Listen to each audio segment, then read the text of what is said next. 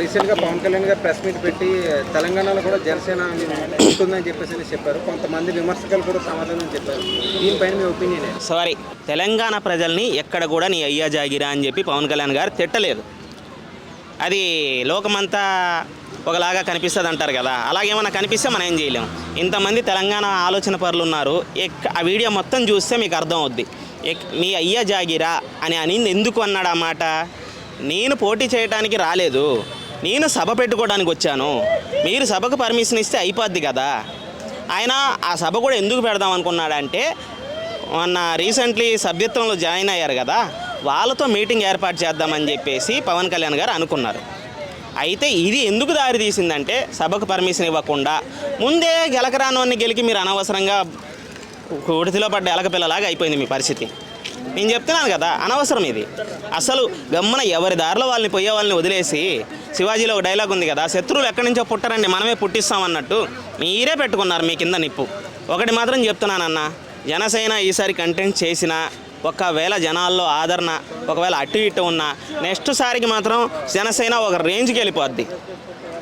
దాని పట్టు ఎలాగుంటుందంటే, జనాల ఆత్మాభిమానాన్ని హృదయాలను అంతా గెలుచుకుంటుంది. నేను చెప్తున్నాను కదా, వాళ్ళు చేసే హార్డ్ వర్క్ పని వాళ్ళని నిలబెట్టేస్తుంది.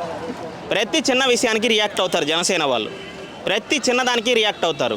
తెలంగాణలో జనసేన ఈసారి కాకపోయినా నెక్స్ట్ సారి జెండా ఎగరేస్తుంది. నేను చెప్తున్నాను కదా, ప్రాంతీయ పరంగా దానికోసం దీనికోసం అని పెట్టుకోకండి.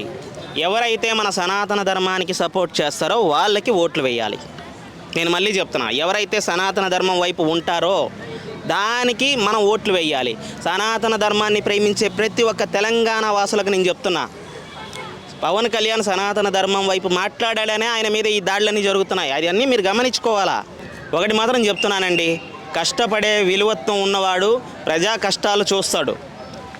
ఆయన కూడా సినిమాలు చేసుకొని కూడా 10 మందికి సేవ చేసే ఆయన సొంత డబ్బు పెట్టుకున్నాడు. అలాగే మీరు కూడా ఆదరిస్తే ఆయన ఒక హక్కులోకి వస్తాడు, మీకోసం పోరాటం చేయడానికి నిలబడతాడు. తెలంగాణలో మనిషి ఉన్నప్పుడే మనం కాపాడుకోవాలంట. పోయిన తర్వాత మనం ఏం చేయలేం. ఓడిపోయిన తర్వాత ఇది అది అని చెప్పేసి ఆ 4 రూపాయలు తిన్నోడే అవతల సైడ్ ఉండి మాట్లాడతాడు. తర్వాత తెలంగాణ భవిష్యత్తు నాశనం అయిపోతుంది. మనం ప్రాంతీయ పరంగా మనల్లో ఉన్న విద్వేషాలను రెచ్చగొట్టి వాళ్ళు ఓట్లుగా చేసుకొని దాన్ని రెచ్చగొడుతున్నారు. అది మనం చూసుకోవాలా. ఎలక్షన్ ముందు ఎవరైతే వచ్చి మీ సనాతన ధర్మం వైపు నిలబడతాను అంటేనే ఓట్లు వేయాలా. జనాల్లో నిలదీయాలా, చైతన్యం రావాలా. మనం మాట్లాడలేదంటే మన చేతికి మనం ఏం సంఖ్యలు వేసుకొని కూర్చోబట్లా. పోరాడితే పొయ్యేదేం లేదు, ఏదో బానిస బతుకులు తప్ప. ఓకేనా? దయచేసి ప్రతి ఒక్కరికి నేను ఒకటే చెప్తున్నా, మనమందరం కూడా కలిసికట్టుగా ఉండాలి. మన ధర్మానికి ఎవరైతే అండగా ఉంటారో వాళ్ళకి ఓట్లు వేయాలి. ప్రాంతీయతనం వద్దు. భారతదేశం నీది. భారతదేశంలో ఎక్కడైనా బతికే హక్కు నీకుంది.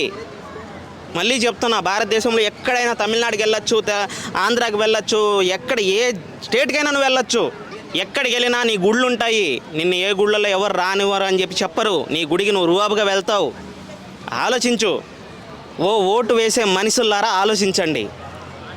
ఓటు వేయడానికి వాళ్ళ జీవితాలు మార్చడానికి కాదు, నీ దేవుడి భవిష్యత్తు, నీ దేవుడు గుళ్ళని కాపాడుకోవడానికి కూడా ఉపయోగపడుతుంది. ఆలోచించు. దయచేసి ప్రతి ఒక్కరికి చెప్తున్నా, మన హక్కు, మన ఓటు, దాన్ని కరెక్ట్గా వినియోగించు. ఆలోచనతో వెయ్యి. ప్రజల కోసం పోరాడే వాళ్ళకి వెయ్యి, ప్రజల కోసం నిలబడే వాళ్ళకి వెయ్యి, ప్రజల కోసం పోరాటం చేసే వాళ్ళకి వెయ్యి, ప్రజల కష్టం తెలిసిన వాళ్ళకి వెయ్యి. అంతేగాని ఎవరు పడితే అలా మాట్లాడేసి 4 మాటలు మాట్లాడిన వాళ్ళకి వద్దు. మళ్ళీ చెప్తున్నా, పవన్ కళ్యాణ్ గారు నిలబడతాను అంటే నిలబడతారు. లేదు నా వల్ల 12 ఏళ్ళుగా ఆయన పార్టీ పెట్టిన దగ్గర నుంచి ఏ రోజైనా తెలంగాణని తిట్టాడా? ఏ రోజైనా తెలంగాణలో తెలంగాణలో పోటీ చేస్తా అన్నాడా?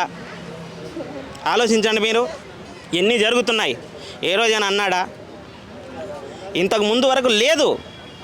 ఆయన అసలు పోటీ కూడా చెయ్యడం అని చెప్పేసి జన సైనికుల్లో చాలా వరకు నేను విన్నాను. ఆయన అసలు కరెక్ట్గా లేడండి, మాట మీద లేడండి అని చెప్పేసి అన్నారు. అలాంటిది ఆయన ఇక్కడ దాకా వచ్చాడు అంటే అది మీరు చేసిందే. మీ మీద ఉన్న నమ్మకం, తెలంగాణ ప్రజలు నన్ను నిలబెడతారు అన్న నమ్మకం. ఆయన మాటకి మనం గౌరవం ఇద్దాం, మనం నిలబెడదాం. పార్టీని పోరాటం చేద్దాం, గెలిపిద్దాం. రాష్ట్ర ప్రజల్లో ఇంతమంది మీరు అసలు గద్దరన్నను ప్రేమించే వాళ్ళు పోరాట యోధులు అయితే, నిజంగా చెప్తున్నాను, గద్దరన్నను ప్రేమించే ప్రతి ఒక్కరికి చెప్తున్నాను, గద్దరన్న నా తమ్ముడు పవన్ కళ్యాణ్ అన్నాడు. మీరు నిజంగా గద్దరన్నను ప్రేమించే వాళ్ళైతే పవన్ కళ్యాణ్ ఆయన తిట్టరు. నిజం చెప్తున్నా, పవన్ కళ్యాణ్ గారిని మీరు తిట్టరు. ఆయన్ని అభిమానించే ఎవ్వడు తిట్టడు. గద్దరన్నను ప్రేమించే ప్రతి ఒక్కరికి చెప్తున్నా, తెలంగాణ పోరాట యోధుల నుంచి తెలంగాణలో ఉండే ప్రతి ఒక్కరికి గద్దరన్న అంటే ఎలాంటి వ్యక్తో తెలుసు. తన జోబులో నుంచి నేను డబ్బులు తీసుకునేంత స్వేచ్ఛ నాకు ఇచ్చాడు పవన్ కళ్యాణ్ అని చెప్పేసి ఎన్నోసార్లు చెప్పాడు మనకి. కొన్ని 10 కాదు 20-30 వీడియోల్లో మాట్లాడాడు ఆయన. నేను అందుకే చెప్తున్నాను, నిజంగా మీరు తెలంగాణలో ఉండే యోధులు కానీ, వీరులు కానీ, అమరవీరుల కుటుంబం కానీ, కళాకారుల సంఘాలు కానీ గద్దరన్నను ప్రేమించే ప్రతి ఒక్కరు కూడా జనసేన పార్టీకి సపోర్ట్ చెయ్యాలి. మీరు ఓట్లు వేపియాలి, గెలిపియాలి, పార్టీని నిలబెట్టాలి. జై హింద్, జై శ్రీరామ్, జై జనసేన.